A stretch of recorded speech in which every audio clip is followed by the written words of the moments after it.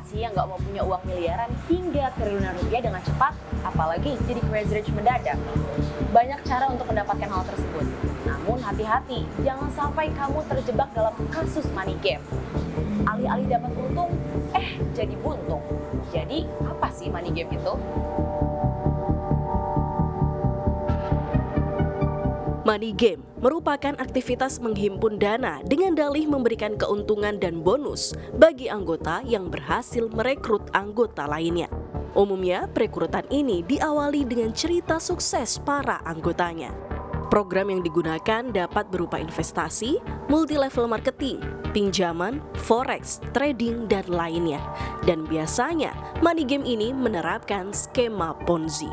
Money game diilustrasikan dengan bentuk segitiga atau piramid yang menggambarkan setiap anggota lama memiliki anggota baru yang berada di bawahnya.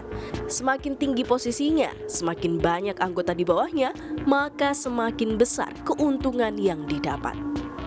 Juga menjadi perhatian kita untuk mendidik masyarakat bahwa kegiatan-kegiatan yang memberikan keuntungan yang sangat besar dengan waktu yang sangat cepat itu adalah sesuatu yang tidak mungkin tentunya. Walaupun ada pengakuan-pengakuan yang terdahulu bahwa mereka mendapatkan.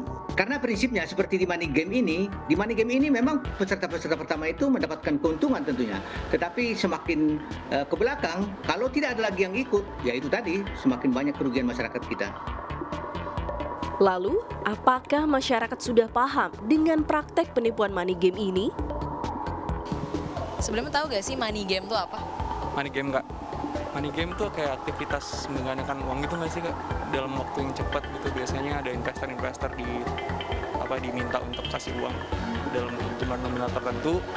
Habis itu dijanjikan return yang tinggi gitu. Sering sih diajak-ajakin kayak gitu kayak arisan misalkan atau apa.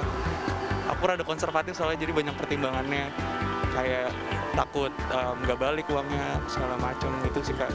Terus tahu gak cara ngebedain instrumen investasi yang legal dan non legal? Pasti udah terdaftar OJK nggak sih? Kalau udah terdaftar OJK pasti udah. Terus juga alamat kantornya juga jelas gitu.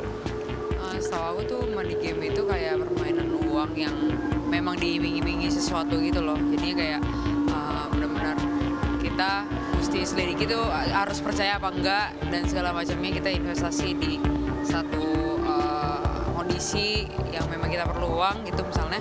Jadinya bisa dipermainkan dan segala macamnya gitu. Jadi lebih ke riset aja sih kalau misalnya ini benar apa enggak, bisa dipercaya apa enggak gitu.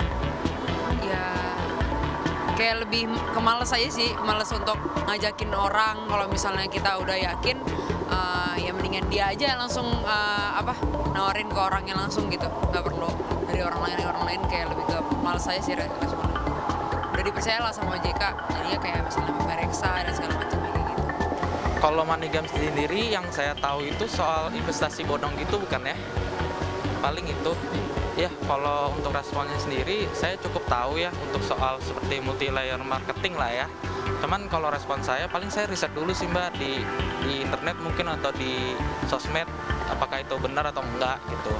Kalau untuk ketakutan ada, tapi mungkin kalau saya pertimbanginnya, saya mau cek dulu mbak apakah memang itu diawasi oleh OJK atau sudah ada legalitas oleh dari pemerintah, paling begitu sih. Praktik money game sudah berlangsung lama, namun masih banyak masyarakat yang terjebak penipuan ini. Sebenarnya, kesadaran masyarakat untuk berinvestasi terus bertumbuh, namun akan menjadi masalah baru jika literasi keuangan masih rendah dan kurangnya akses terhadap produk investasi legal.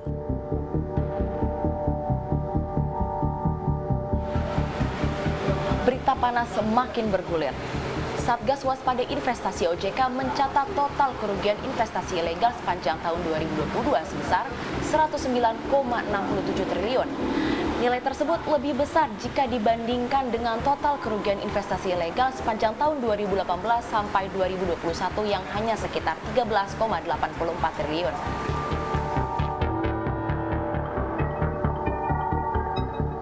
Penanganan investasi ilegal telah dilakukan oleh seluruh anggota Satgas Waspada Investasi dari 12 kementerian dan lembaga. Sepanjang tahun 2022, SWI menghentikan kegiatan 895 entitas.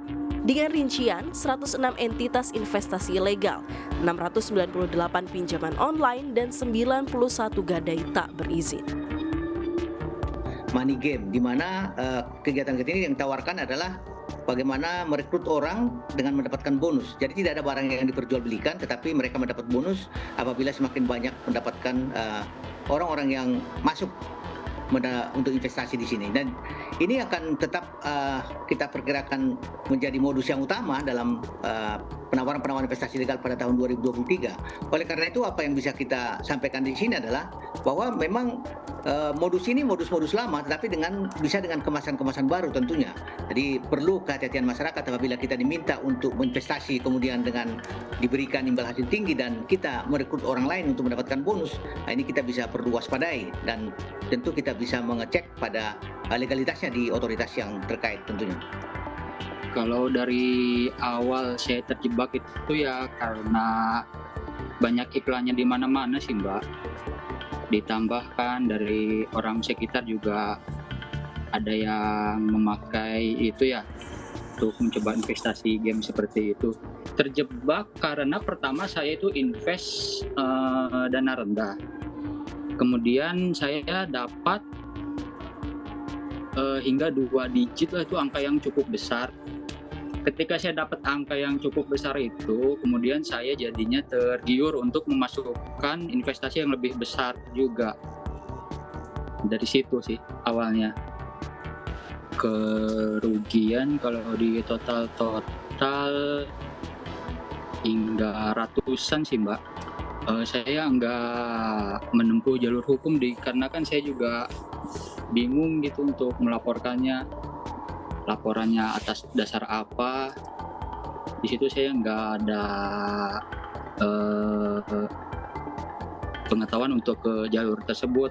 Ya, kalau harapan saya ke depannya sih ya semoga udah nggak ada yang seperti saya lagi lah, cukup saya aja yang mengalaminya, dan kalau bisa emang yang dari sumber akarnya itu emang yang harus diberantas, Mbak.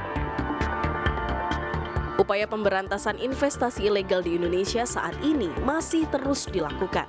Namun, investasi ilegal masih bermunculan dan terus merugikan masyarakat. Bagai gugur satu, tumbuh 1000. Pada akhir 2022 lalu, Rancangan Undang-Undang Pengembangan dan Penguatan Sektor Keuangan atau UU P2SK telah disahkan. Salah satu poin penting yang tercantum dalam pasal 49 ayat 5 UU P2SK adalah tambahan kewenangan bagi otoritas jasa keuangan untuk menjadi penyidik tunggal kasus pidana keuangan. Dengan kewenangan baru ini, selain sebagai regulator dan pengawas, OJK diharapkan mampu menindak tegas kasus kejahatan seperti penipuan berkedok investasi, money game di Indonesia. Mengutip dari situs resmi Otoritas Jasa Keuangan, masyarakat bisa mengantisipasi penipuan berkedok money game dengan mengenali karakter penipuan ini. Antara lain, 1. Tidak ada produk yang dijual. 2. Bonus aktif diperoleh dari perekrutan. 3. Bonus pasif diperoleh berdasarkan persentase nilai investasi yang ditanamkan. 4. Payout hasil bonus keuntungan tidak masuk akal. 5. Boleh memiliki lebih dari 1 akun. 6.